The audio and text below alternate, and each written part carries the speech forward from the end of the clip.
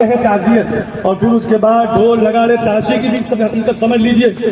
صحابی رسول سہیل ابن حنیف رضی اللہ تعالیٰ عنہ یمن کے رہنے والے ہیں۔ یمن عراق سے بہت دور ہے۔ عرب والے تجارت کرنے کے لیے دو ہی جگہوں کا سفر کرتے تھے، ایک شام کا اور ایک یمن کا۔ رحلۃ الشتاء والصیف میں اسی کی طرف اشارہ ہے کہ وہ ان دو جگہوں کا سفر کرتے تھے۔ اتفاق سے وہ ان دنوں یمن سے شام آئے ہوئے تھے، اور ادھر حضرت حسین کا سر مبارک۔ یہ بھی عجیب تاریخ ہے کہ مسلمانوں نے نواسہ رسول کے سر اقدس کو نیزے پر اٹھایا تھا۔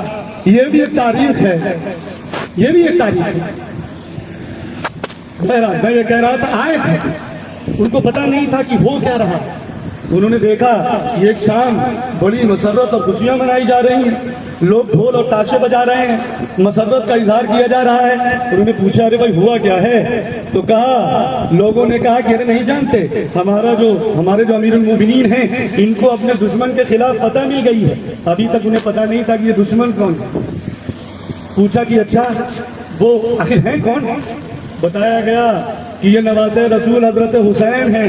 ان کا دل پھٹ گیا، جگر پارا پارا ہو گیا۔ کہنے لگے، یہ تو بتاؤ کہ کس دروازے سے انہیں لے کر آیا جا رہا ہے، کس طرف سے لے کر آیا جا رہا ہے؟ لوگوں نے بتایا، اس راستے کی طرف چل پڑے۔ یہ بھی ایک المناک داستان ہے۔ جب وہ پہنچے ہیں تو دیکھا کہ ایک نیزے پہ وہ سر پڑا ہوا ہے جس کا چہرہ نبی پاک علیہ الصلوۃ والسلام کے چہرے سے زیادہ ملتا جلتا ہے۔ حضرت حسین کا رخ انور، ان کا چہرہ مبارک نبی پاک علیہ الصلوۃ والسلام کے چہرے سے ملتا جلتا تھا۔ انہیں نبی کی یاد آ گئی، ان کی آنکھوں میں آنسو آ گئے۔ بے قرار ہو کر آگے جب جانے لگے، اب کم بختی کا عالم یہ دیکھیے کہ اس وقت حرم رسول، اللہ کے رسول کے خاندان کی عورتوں کو ان کے بھائی کے سر کے ساتھ لے کے آیا جا رہا ہے، اور وہ ہجوم ہے کہ پردہ بھی تار تار ہو رہا ہے، ان کی نزاکت بھی تار تار ہو رہی ہے۔ سہیل ابن حنیف سے دیکھا نہیں گیا۔ انہوں نے حضرت سکینہ کو ڈھونڈا اور کہا کہ ہم آپ کے سامنے اپنے غم کا اظہار کرتے ہیں۔ بہت کچھ کہا، اور اس کے بعد کہا کہ اگر کوئی خدمت ہو میرے لائق تو ضرور کہہ دیجئے۔ تو حضرت سکینہ نے کہا کہ آپ دیکھ رہے ہیں، میں اپنے بھائی کے چہرے کو اپنے سامنے دیکھ رہی ہوں، اور اس وقت سر مبارک ہم سے قریب رکھا گیا ہے، جس کی وجہ سے غیر محرموں کا ہجوم ہمارے ساتھ ہے، اور ہم اپنے آپ کو بہتر محسوس نہیں کر رہے ہیں۔ ذرا آپ اس سر کو آگے کرا دیجئے تاکہ ہم سکون کے ساتھ چل تو سکیں۔ حضرت سکینہ نے جب یہ کہا تو سہل ابن حنیف، جو آدمی سر مبارک کو لے کے چل رہا تھا، اس کے ساتھ بات چیت کرنے لگے۔ وہ بدبخت سر مبارک کو آگے لے جانے پر تیار نہیں تھا۔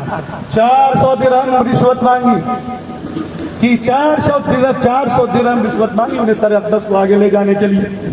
اس مقام پر حرم رسول اور خاندان رسول کی بیویوں کا دیکھیے، جگر دیکھیے، وہ کس عالم میں ہیں، کس کیفیت میں ہیں، لیکن اس وقت بھی اپنے پردے کا کتنا لحاظ رکھ رہی ہیں، اپنی نزاکت کا، اپنی نسوانیت کا کتنا لحاظ رکھ رہی ہیں۔ اور یہی محرم ہے، اور یہ وہی لوگ تھے جو حضرت حسین کا سر آ رہا ہے، اور اس سر کے آنے کی خوشی میں ڈھول تاشے اور طرح طرح کے تماشے کر رہے ہیں۔ میرے بھائیوں، یہ وہ تاریخ ہے جس کو آپ سن رہے ہیں۔ یہ ہوا تھا اس وقت، اور آج کیا ہوتا ہے؟ آج وہی ڈھول اور تاشے، میں کہوں تو اس موقع پر شیعہ زیادہ بہتر مجھے نظر آتے ہیں، کیونکہ کم از کم جب وہ ڈھول اور تاشے بجاتے ہیں، جب وہ تازیہ نکالتے ہیں، تو کم از کم اپنے غم کا اظہار کرتے ہوئے نظر آتے ہیں۔ لیکن ہم کیا کرتے ہیں؟ قسم خدا کی میں کہتا ہوں، آپ اپنے گھروں سے آپ کے بچے زرد برق لباس پہن کر، جب آپ کی عورتیں عمدہ لباس پہن کر نکلتی ہیں اور جاتی ہیں وہاں جہاں کھیل دکھایا جاتا ہے، اور جو لوگ تاشے بجاتے ہیں، جو لوگ ڈھول بجاتے ہیں، ان کا دل چیر کر آپ دیکھ لیجئے کہ ان کے دلوں میں کتنا غم حسین ہے، کتنی محبت ہے اور کتنا غم ہے۔ میں کہتا ہوں کہ سب کے چہروں پر خوشی نظر آتی ہے، سب کے چہروں پر بشاشت نظر آتی ہے، سب خوش نظر آتے ہیں، جتنے بجانے والے ہیں سب کو مزہ آتا ہے۔ کس بات کا غم، کس بات کی شہادت، اور کیا کیا، یہ ہمارا اور آپ کا طرز عمل ہے، یہ ہم اور آپ کرتے چلے آ رہے ہیں۔ شیعہ تو غم کے ساتھ کرتے ہیں، وہ روتے ہیں، آنسو بہاتے ہیں، اور ہم मस्तियां करते हैं, खुशियां मनाते हैं। किस मुंह से? उस नौजवाना ने जन्नत के सामने नौजवान जाएंगे जो जन्नत का सरदार है, रेहानतुर रसूल है, अल्लाह के रसूल के बाग का फूल है, जो जन्नत के नौजवानों का सरदार है, जिसको अल्लाह के रसूल देखते थे तो आपके चेहरों पर खुशी आ जाती थी। उस नौजवान और उस नवाज़े रसूल के गम के दिन में अगर गम नहीं था तो कमल खुशियां तो न मनाते, गम नहीं था तो मेले ठेले तो न लगाते, गम नहीं था तो बच्चों को इस तरह के लिबास तो न पहनाते। मोतदिल रहते। अहले सुन्नत वल जमात का यही कहना है, मोतदिल, जैसे आम दिन है वैसे ही रहो। लेकिन नहीं, हमारा तर्ज अमल ये है। अब जरा इस तारीख को भी हम देखते हैं कि ये चीजें हमारे अंदर अहले सुन्नत वल जमात सुन्नियों के अंदर कहां से चली आई इस हिंदुस्तान के अंदर। सल्तनत मुगलिया आपको याद है, सल्तनत मुगलिया में नूरुद्दीन मोहम्मद जहांगीर, उसकी एक बेगम है जिनको तारीख नूर जहां के नाम से याद करती है। नूर जहां ने पूरी मुगलिया सल्तनत को अपने हाथों में कंट्रोल कर लिया और हर परगने में ऐसे ऐसे नवाब और ऐसे ऐसे गवर्नर बनाए जो सारे के सारे शिया थे। और मैं ऐसी हवा की बात नहीं कह रहा, शाहिद मुख्तार ने अपनी किताब में दीन इलाही आगाज से अंजाम तक पूरी तहकीक और रिसर्च के साथ ये बात साबित की है कि नूर जहां ने अपने तमाम परगनों के गवर्नरों को ये हुक्म दिया था, मस्जिद हो या ना हो, इमाम बारगाह और इमाम बाड़ा होना चाहिए और हर एक अपने नाम के साथ लाहिक़ इमामान को जरूर लगाएगा।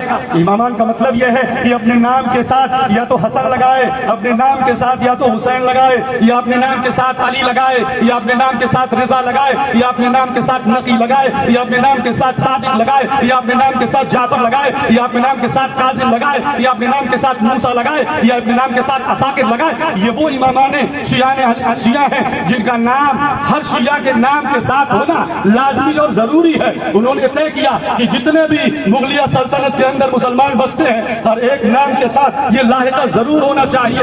हर इलाके में इमाम बारगाह और इमाम बाड़ा जरूर होना चाहिए, चाहे कुछ बने या ना बने, ताजिया जरूर बनना चाहिए, कुछ हो या ना हो। मुहर्रम अल हराम के इस दिन में, आशूरा के दिन ढोल और ताजे जरूर बजाए जाएं, गमे हुसैन का इजहार जरूर किया जाए। ये वो थी जो मुगलिया सल्तनत में नूर जहां ने किया था और हमारे आबा व अजदाद करते चले आ रहे थे और हम आज भी कर रहे हैं। अक्ल का दरवाजा खोलो, दिमाग से सोचो कि किसी के गम पर इस तरह करना कहां तक रवा है, कहां तक जायज है। क्या अक्ल भी जायज करार देती है, क्या दिल भी गवाही देता है कि इस तरह की हरकतें करना चाहिए। हमारे अब्बा की मौत पे कोई इस तरह की हरकत कर दे। आप गैरों को देखते हैं, वहां अगर बाजे बजते हैं तो आपको बुरा लगता है, आपको बुरा लगता है, लेकिन वही नवाज़े रसूल की शहादत का जमाना आता है तो वही हरकतें आप करते हैं। मेरे भाइयों, अजीब फलसफा है, अजीब फहम है, अजीब समझ है, अजीब सोच है। अक्लो खिरत कहां चली गई, दिमाग और फहम और फिरासत हमसे रुखसत हो चुकी है। मेरे भाइयों, अपने आप को संभालिए, दिल जुगर को